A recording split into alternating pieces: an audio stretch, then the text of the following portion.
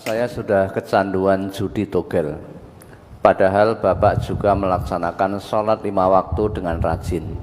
Sudah saya nasihati, tapi belum mau berhenti. Lalu, saya harus bagaimana menyikapi Bapak saya? Atas tausiahnya saya ucapkan banyak terima kasih.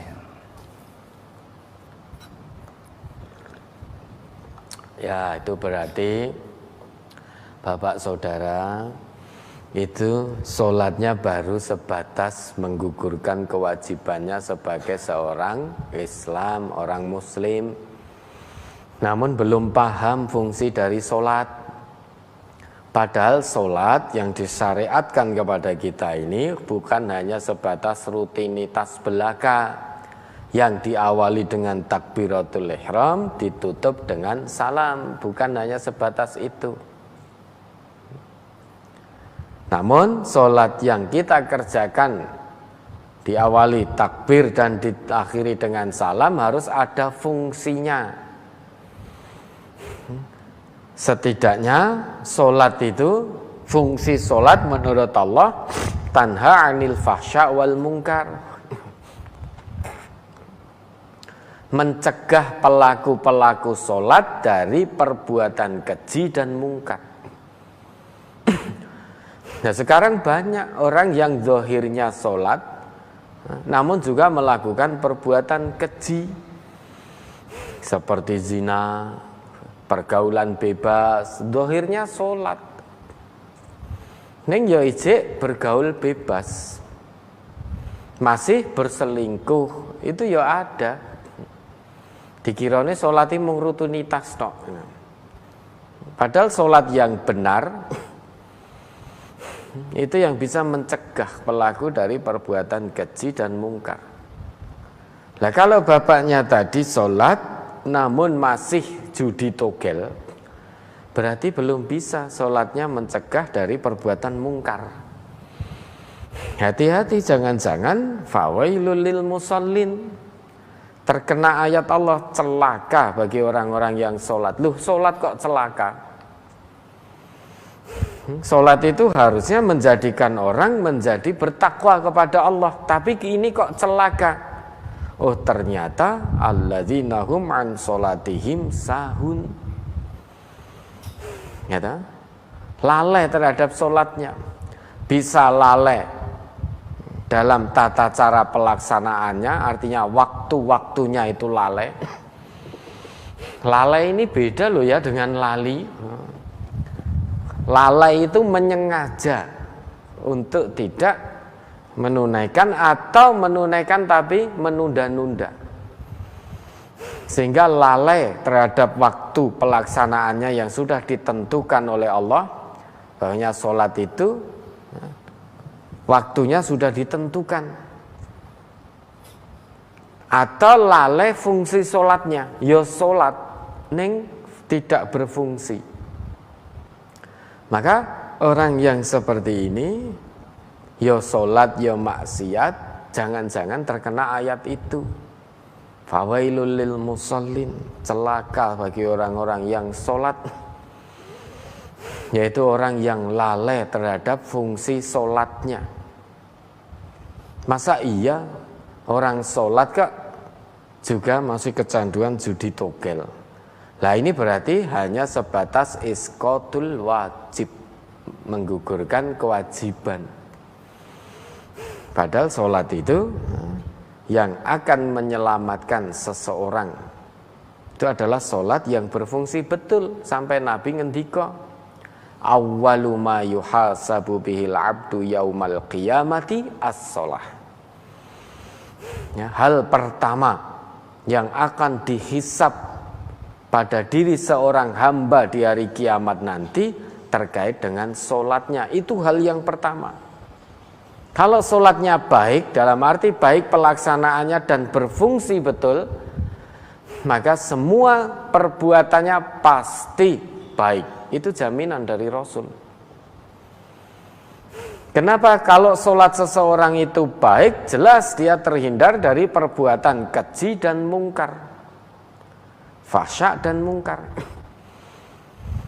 Maka perbuatan yang lain dipastikan dijamin oleh Nabi baik, dari ujung rambut sampai ujung kaki.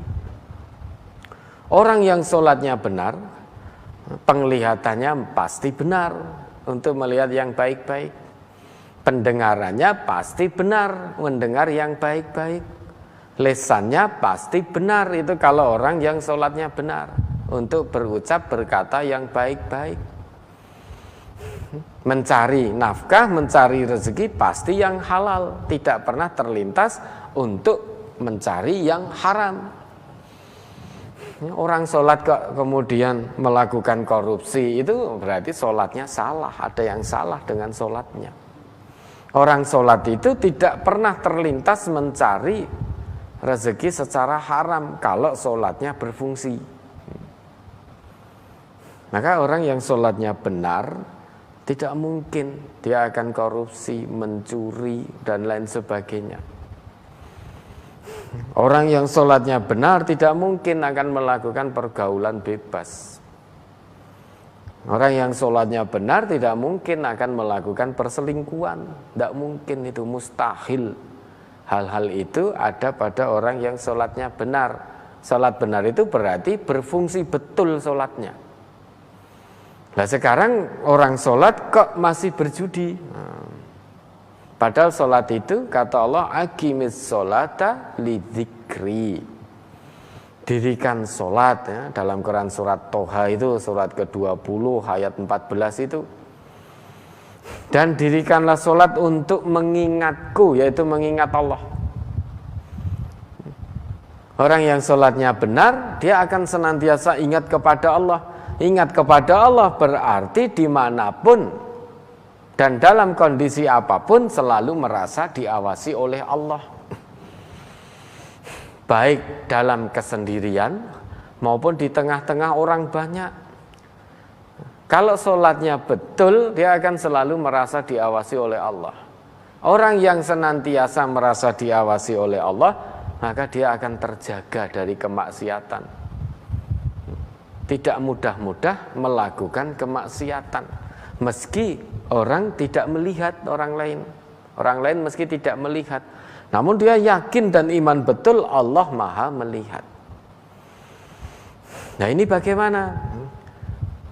Bapaknya sholat tapi juga masih rutin judi togelnya. Ya, nasihati terus, jangan putus asa.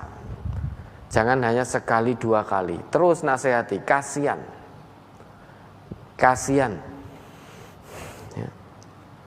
Tidak benci dengan personalnya, namun benci dengan perbuatannya.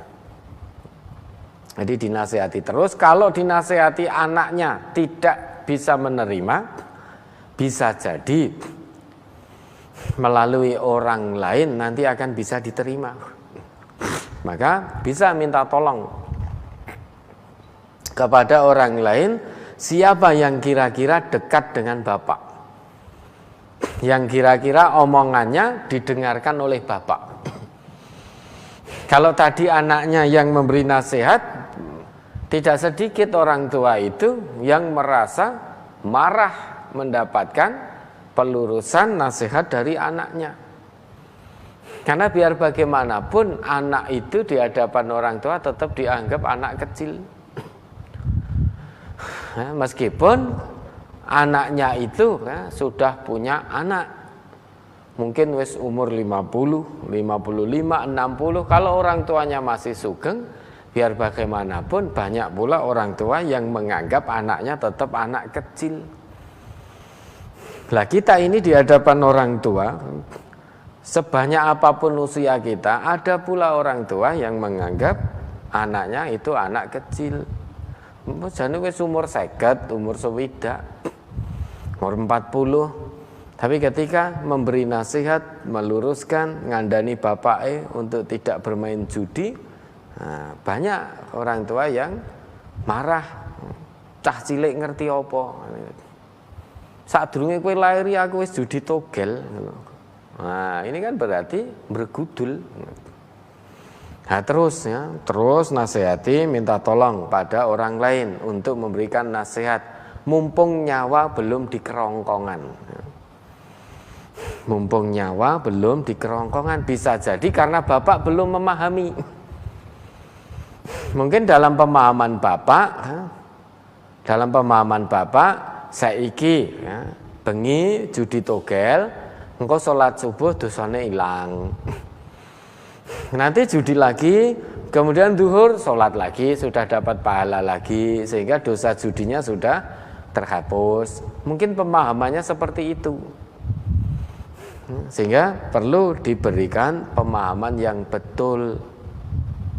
Sehingga pemahaman tidak seperti itu.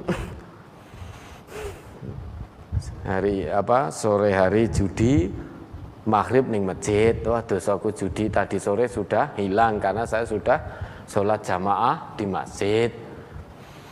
Habis sisa judi lagi, urung sempat sholat subuh mati, wes.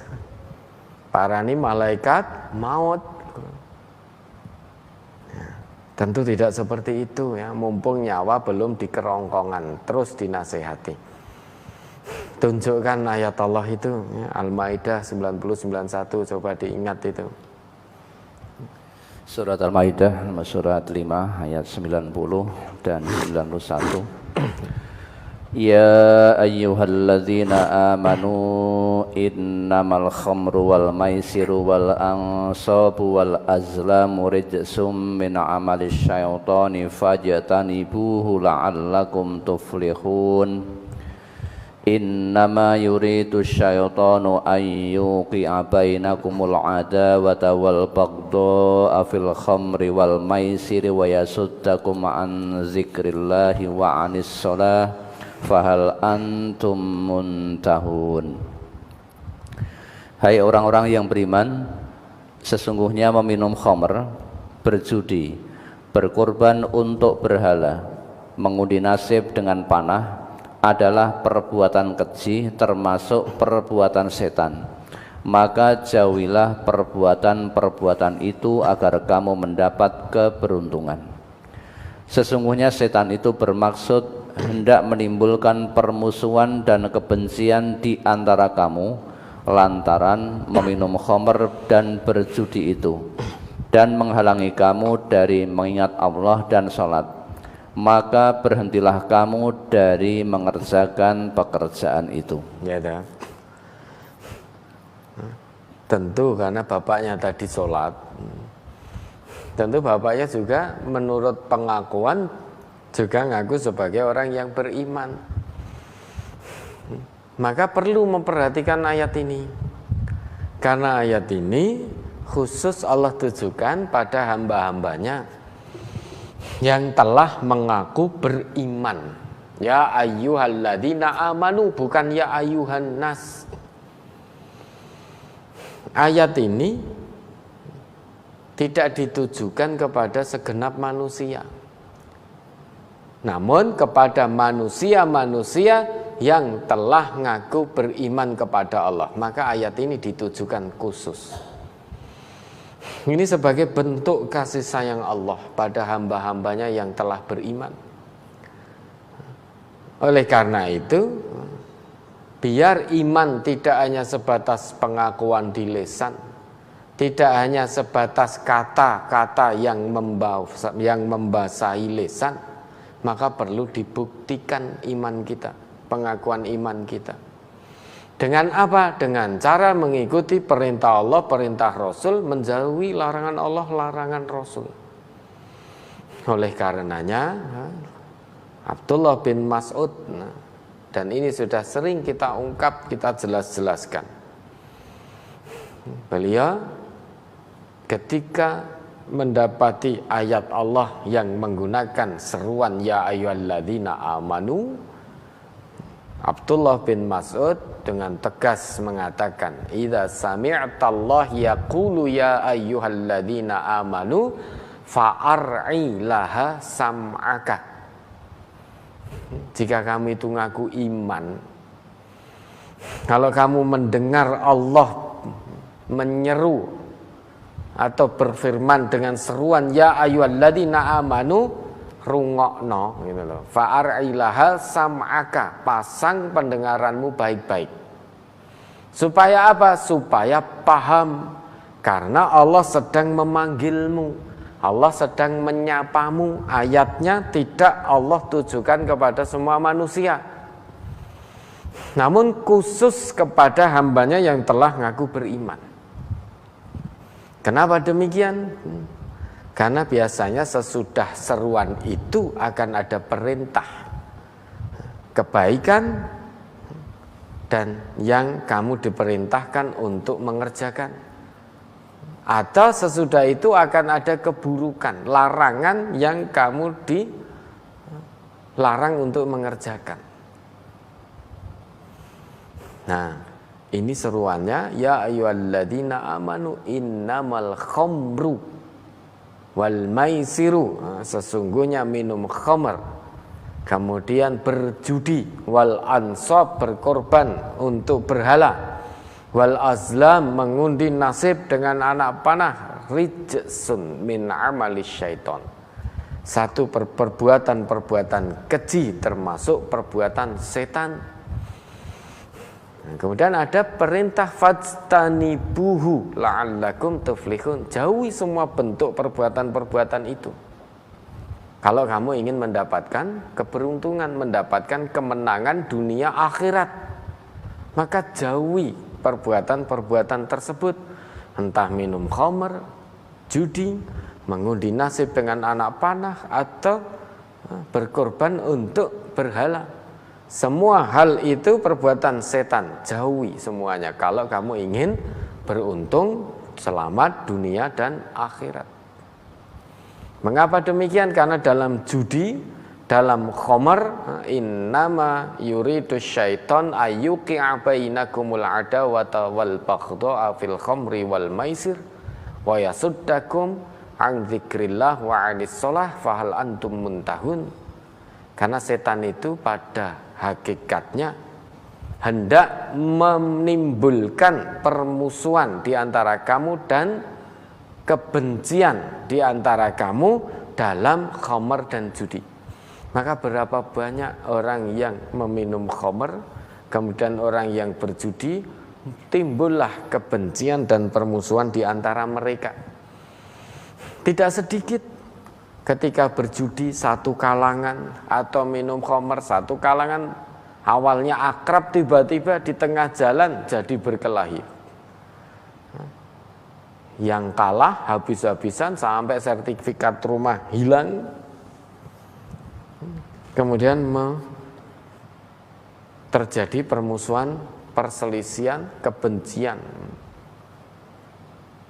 Berapa banyak orang yang awalnya punya, kemudian dengan judi menjadi tidak punya, merugikan orang banyak, kewajibannya terhadap keluarga tidak terpenuhi gara-gara kalah judi, memberi makan keluarganya dengan hasil haram, yaitu hasil judi. Satu kedzaliman demi kedzaliman terus diperturutkan, terus dilakukan. Maka kalau ingin beruntung, tinggalkan. Karena judi selain akan menimbulkan kebencian, permusuhan, juga akan menghalangi orang-orang yang melakukan itu dari mengingat Allah. Dan juga dari mendirikan sholat. Mendirikan sholat bukan berarti hanya waktunya, hanya rutinitasnya saja. Fungsi sholatnya tidak tegak berdiri. Kalau sudah tahu demikian, kenapa tidak berhenti? Katanya ingin mendapatkan keuntungan dunia akhirat. Katanya ingin mendapatkan kesuksesan, kebahagiaan dunia akhirat. Katanya ingin masuk surga. Bahkan inginnya masuk surga Firdaus bersama para nabi, para rasul, dan lain sebagainya. Namun kenapa? Hobi jelas-jelas perbuatan setan kok masih diuri-uri, masih dilakukan setiap hari. Nah, mumpung nyawa belum di kerongkongan, terus diberikan nasihat-nasihat, baik oleh putranya sendiri, anaknya sendiri, atau minta tolong kepada orang lain yang sekiranya didengarkan oleh bapak. Kita kasihan. Tidak benci pada bapaknya, namun kita benci pada perbuatannya. Kenapa? Karena Allah pun benci. perbuatan setan, sedang setan itu musuh yang nyata, jangan diperturutkan. Selain itu juga didoakan mudah-mudahan dibukakan pintu hatinya untuk menerima hidayah kebenaran dari Allah, sehingga berhenti dari judi togelnya dan betul-betul taubat kepada Allah, taubatan nasuha, dengan memperbanyak amal baik sebaik dan sebanyak mungkin. Jangan pernah putus asa ya. Kalau putus asa siapa yang akan nasihati nanti? Ada lagi?